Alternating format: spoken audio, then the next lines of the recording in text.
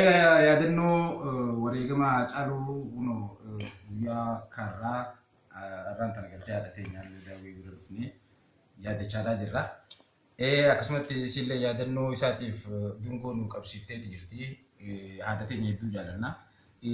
Haacaaluun akkuma beekamu isiitu dhalee guddisee jechuu dandeessa. Maaliif isiin haadha aartiiti.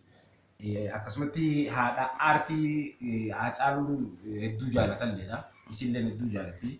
Arramoo akkuma keessa jirutti meena hojii yaadadhaa jettee akkasitti isii hojii yaadachuu jirra. Haadha teenya illee rabbi umrii nuuf haa dheeressu. Warra gartee artistoota hunda gartee Oromoota hundaas gartee haa jajjabeessu. Dhaamsi karaa gabaabaadhaan dabarsuu barbaannu akkuma beekamu faawundeeshinaa Haacaaluu Hundeessaatiif namni hundi gumaacha godhaa jira. Nutilleen yeroodhaaf gumaacha san yoo nuti dadhabnellee CD gumaacha sanii fi maatii isaatiif barbaachisu oriijinaala akka barbaachisutti bitannee wallee Haacaaluudhaa dhageeffachuu fi akkasuma gartee aartii Oromoodhaa jajjabeessuutu nurraa eegama. Akkasuma ammallee haadha teenya tanallee umrii nu haa dheeressu. Isiinis hangafa aartiiti. Hangafa aartii qofallee osoo hin taane akkuma beekamu qabsooytuudhaas qabsooytuu Oromooti. Walleen ifiifuu qabsoo qabdi.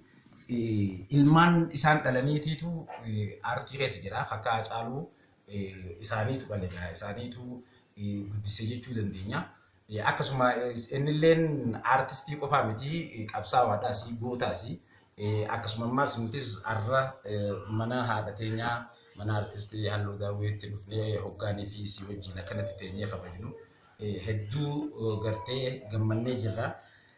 Akkasuma kan jirus yaadachuun gaariidha jechuudha fi si bira dhufne kan wareegame qofaa miti guunni isiin waa hundaanuu gartee akka barbaachisutti Oromoonis quba qabaachuu qabdi.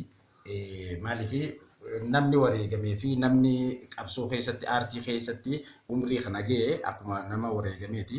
Ammoo yaadachuun barbaachisaadha. Oromoo hunda biratti jeetiin dhaamsa dabarsuu barbaada. Hedduu galatoomaa haadha teenyaas umrii nuuf haa dheeressu. Galatoomii mee wallistuu Oromoo hangaftitti haadha aartii Oromoodha.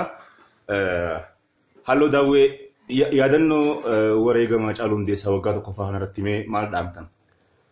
Wareegama Haacaaluu Hundeessaa akka itti dubbadhu hin danda'u. Haacaaluun bakka ittiin dhaabbatu hin beeku yeroo dura tapha eegaluulee ni bira dhufee jirredha. Manta marii wajji agarsiifne na eebbisii naan jedhe. Haaya yoo eebba feete madaa Oromoo takka takkasuttu eeggoo walliftu. Akkasi uummanni si jaalataa hin jeen. Yeroo sanillee wayinaa kannee deeme. Ammaan tana eegaan Adaamaa kana dhufellee rabbi ramataa godhuuf ammoo. Adaamallee ogguun dhufe qarshii kumsoddomnaa kanneen dhufe waluma jala jirraa jedhe. Waluma jala jirraa yoon jiraadha deebi'eetiin si dhufaa.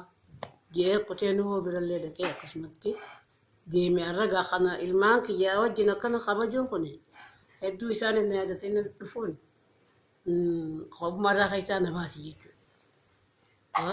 Ijoolleen xiyyaas ta'an isaan maa hojii jirte kun kunis xiyyaa jirri kun cufa xiyyaa akkuma jirru keessatti yaadanne malee silaa nama akkanaa ta'e miti yeroon tunis numa dabarti. Du'a Haacaaluu akkatti dabarseen beeku jechuun waan garagalee na dhukkuba.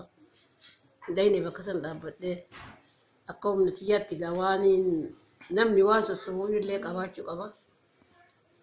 Ani Oromoonis duraan na quba qabdi amma akkumaa xiqqoo